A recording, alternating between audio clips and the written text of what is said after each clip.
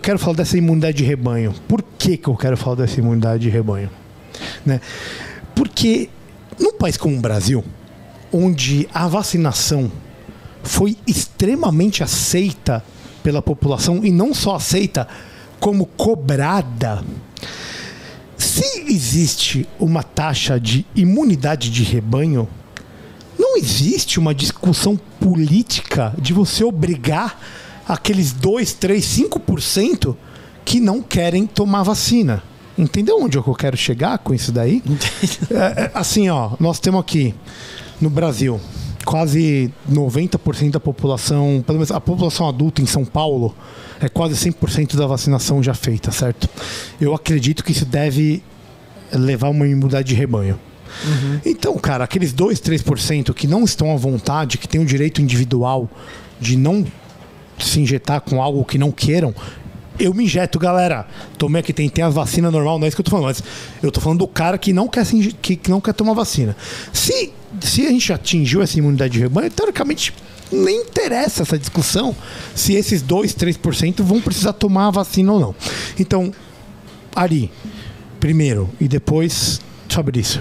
Ari, existe essa questão de imunidade de rebanho e qual que é a porcentagem teórica que a gente consegue atingir isso através da imunização, tá? E Fabrício, levando a cabo, já pensando depois do que o Ari vai falar, você acha que todo mundo tem que se imunizar? Isso deve ser obrigatório? Bom, eu vou me despir, como sempre me dispo, e é importante dizer isso, porque essa discussão envolve muita ideologia de certas pessoas, de certos agentes, e eu estou despido aqui de qualquer uma delas, porque eu não concordo com nenhuma delas. Eu vou falar no meu ponto de vista, que eu acredito do ponto de vista do que o dado fornece. O grau para você atingir a imunidade de rebanho com a vacina tem algumas variações de modelos que são feitos. Por exemplo, aqui na Austrália, o modelo que foi feito basicamente dizia em dois valores, 80% e 90%. Tá? Era o valor que eles diziam aqui, diferente dos 70% em alguns locais e tal, porque isso envolve o modelo que é utilizado e o que você considera a imunidade de rebanho. E aí que é o que o Costa falou, e de novo é que é importante enfatizar, que não é uma doença individual, é uma doença que o problema é público, né? Eu não tomo vacina só porque eu quero me proteger da forma grave do Covid, porque talvez eu, com a minha idade, etc., tivesse um baixo risco de ter uma da forma grave, mas não é só por isso, eu faço isso também, né? O outro motivo principal é que os modelos, por exemplo, daqui mostravam que se não atingisse esse valor de 80%, 90%, com base nas variantes que a gente tinha até aquele momento, né? Agora as coisas podem mudar ou não, a gente não sabe, a ciência muda, né? Você ainda assim teria, se você tivesse 30%, 20% de pessoas não vacinadas, essas pessoas ainda no ritmo levando em conta percentual de idade, virulência e etc., que o vírus tem, essas pessoas ainda sobrecarregariam o sistema de saúde. Não é aquela questão que elas iam prejudicar a mim, que sou vacinado, etc., não. Elas sobrecarregariam o sistema de saúde com base no número de leitos que existem aqui nesses modelos, e eles acarretariam problemas, por exemplo, para uma pessoa vacinada como eu, que poderia sofrer um acidente de carro e não teria uma assistência adequada dentro das UTIs, porque como a gente viu aqui, talvez o intensivista não fosse intensivista, fosse o oftalmo, com todo respeito ao oftalmo, que não é intensivista, eu não sei cuidar de oftalmo, a enfermeira não seria a enfermeira da UTI, seria a enfermeira da obstetrícia, teria que ter cancelamento de cirurgia eletiva e o doente oncológico ficaria sem tratamento. Então, essas coisas que eram levadas no modelo. Por isso, eu sempre falo que a discussão da vacina não é que, se eu tomo, eu estou protegido, se você não toma, você não está protegido, e as nossas liberdades são só baseadas nisso. Não, a sua liberdade é baseada em você querer ou não querer tomar vacina, mas entender as consequências tanto de quem toma quanto de quem não toma. E a consequência principal, na minha opinião, pelo dado do Covid, não é que a pessoa não vacinada vai ter uma doença mais grave ou não. É que mesmo, às vezes, e essa é a defesa com base nos dados, 5% no caso aqui, né, na Austrália, de determinado estado, 5% de 12 milhões ainda é um percentual consideravelmente com base no R0 do vírus, na capacidade do vírus em causar doença grave, no caso da Delta especificamente, esse 5% de 12 milhões ainda seria um volume grande para o sistema de saúde dar conta. Então isso não é porque eles são obrigados a tomar, mas só para tentar entender por que as pessoas brigam tanto para tentar vacinar o maior número de pessoas possível.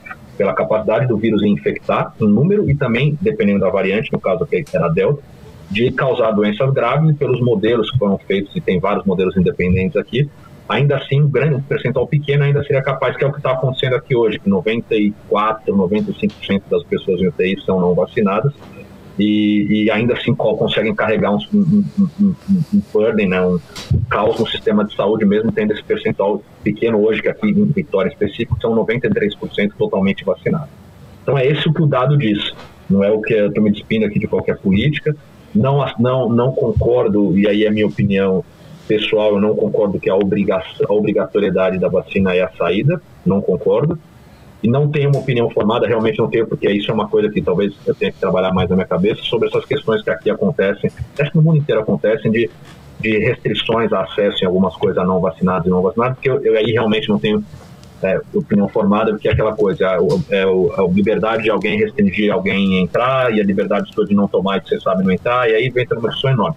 Mas o que o dado fala é isso, o grande problema é que mesmo 5% de milhões, com a capacidade de transmissão do vírus e a capacidade de causar doença grave dependendo da cepa, já sobrecarregaria o sistema de saúde, variável com o tamanho do sistema de saúde de cada lugar. São esses os cálculos que são feitos grande parte das vezes. O que você acha aí, Fabricião? Sigo o relator. Porque, assim, objetivamente, o que acontece? Existem dois pontos de vista, né? Quando você vai olhar uma questão, um problema de saúde pública. Existem dois pontos de vista. Existe o problema técnico e o problema filosófico, que você vai transferir a parte filosófica para a decisão política, certo? Então tem dois pontos de vista. O que o técnico tem que fazer? O técnico tem que se municiar de dados para dar a opção da melhor escolha para quem é o responsável por tomar a decisão política e filosófica. O indivíduo. Exatamente. No caso, se isso é possível deixar na mão do indivíduo, ou se no caso de saúde pública, vai ter que ter alguém que vai ter que tomar uma decisão do ponto de vista público, tá? Mas a decisão... Aí assim, é aí que eu falo da questão filosófica e da questão técnica. Por exemplo, vamos dar um exemplo hipotético de que eu fosse um agente responsável por compilar dados, como a Ari faz, e municiar o líder, o representante do poder executivo para tomada de decisão. Eu fosse municiá-lo para aconselhá-lo na tomada de decisão. Eu tenho que me despir me despir da parte filosófica para dar o dado cru para ele. E aí sim, com a sua conjuntura filosófica, com seu alinhamento político e filosófico, esse colegiado tomar a decisão. O que já é um problema. Já é um problema. Como é que a ciência traduz política pública? Exatamente. Tivemos essa discussão. Exatamente, é um puta problema isso. É um puta problema. Você entendeu? Mas o que o técnico tem que fazer? Ele tem que falar. Por aqui, dá. Por aqui, provavelmente não vai dar.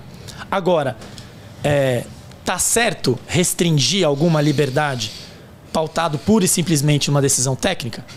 Isso a gente vai ter que conversar. Entendeu? Que bonito isso, não lidar com fla-flu. Exato. Não ser binário. Exato. Então, qual que é o problema todo? Você tem que identificar onde está o problema. Qual o problema do Covid? O problema do Covid não é que vai morrer meu pai, morrer minha mãe. Não. O problema do Covid é porque o que causa é que pessoas que não deveriam morrer, morrem. O cara que se atropela, morre. O cara que tem infarto, morre. O cara que tem AVC, morre. Por quê? Porque o leito está tomado de gente doente com essa coisa. E, inclusive, quanto mais ocupado, isso é extenso na literatura da nossa praia, que é a terapia intensiva. Quanto mais leito ocupado, pior o desfecho. UTI cheia, desfecho pior. Óbvio. Vai no restaurante cheio. Exato. Vai no restaurante cheio. O prato vem frio, o prato vem rápido. E assim, isso não é cai a qualidade do serviço, ponto. E isso aí não é uma impressão. Não, é uma realidade. Isso é literatura. Isso é literatura, tá? Mas sabe por que eu falo isso? E aí, só completando o raciocínio, imagina. Vai lá. Só completando o raciocínio. Então, quando você pega o dado e fala assim, ó, qual que é a imunidade de rebanho? Até isso eu não sei. Você sabe por que eu não sei? Porque é o seguinte... Se a primeira variante me dava um R0 de 2 a 3 e a variante predominante agora me dá um R0 de 8, a imunidade de rebanho já mudou. Porque o cálculo da imunidade de rebanho depende do R0. Não só do R0, mas tem uma outra variável que é difícil de explicar, mas é o tempo que uma pessoa desenvolve o sintoma, infecta um segundo indivíduo, e ela leva para se curar, e a partir do momento que esse segundo indivíduo foi infectado, esse intervalo que tem da pessoa infectar o segundo indivíduo e até o segundo indivíduo se durar, isso é uma variável. Tá? E quanto mais longa essa variável, é pior para o sistema de saúde. Sim. Isso também impacta na imunidade de rebanho. Então, assim, os cálculos são difíceis de estimar. Então, quando o cara fala assim, ó, eu precisava vamos dar um exemplo. A gente calculou e fez uma estimativa por cima. 80%. Talvez os 20% que não se imunizaram, se isso for estático, não tem por que obrigar o cara a vacinar. Na verdade verdadeira, isso já é o meu ponto de vista de cidadão e filosófico. Obrigar alguém a colocar alguma coisa que ele não queira, pô, não tá correto. Posso filosoficamente. Não, eu queria pegar o que você falou. Eu queria pegar o letismo. Aí não, violão. Eu peguei o brilhantismo que você falou. E eu queria só aí não, violão. Sendo zero científico, mas pegar o princípio de Pareto, 80-20. Eu vou te falar que, de certa forma, imunidade de rebanho, eu vou chutar. Zero científico, Ari, me perdoe pela heresia. Mas não, é paretão. Eu vou chutar 80. Eu vou chutar 80. Pai, eu vou dar um bico. Como você dá um bico no gol? E aí você vai falar assim, não é 80, é 85, é 92, é 70. Eu vou falar, tá, eu vou te falar que o problema surge, ou ele entra na discussão, ele pode ser pautado depois da gente chegar nesse certo ponto. Por que eu estou querendo dizer? Nós estamos chegando no Brasil, perto de 65% as pessoas... Mais até. Na população adulta, mais até. Na adulta é mais. É mais. E a queda foi vertiginosa. O que prova que a vacina é animal. Vamos lá, galera! É isso que eu estou querendo dizer. Vamos usar o hindsight, olhar para trás, né? Esse é mais fácil. Você olha isso e quando chegou nesse nível alto, caiu. As UTIs voltaram a ficar vazias, voltamos a cirurgia eletiva, a Magal está operando que nem nunca, até o que foi represado está operando. Então, a vida começa a voltar para uma certa naturalidade, você fala assim, continua vacinando. Opa, tem gente que quer ser vacinada. E eu acho que só quando você chegar a discussão política da obrigatoriedade só poderia aparecer perto dos 80, num limiar de vacinados e não vacinados, a discussão, e naqueles números perto dos 80, Sim. que é onde a gente está arrumando. E aí você arruma para uma taxa de mortalidade muito, muito mais compatível, UTIs livres, e você pode discutir sem a faca no pescoço. Mas, cara,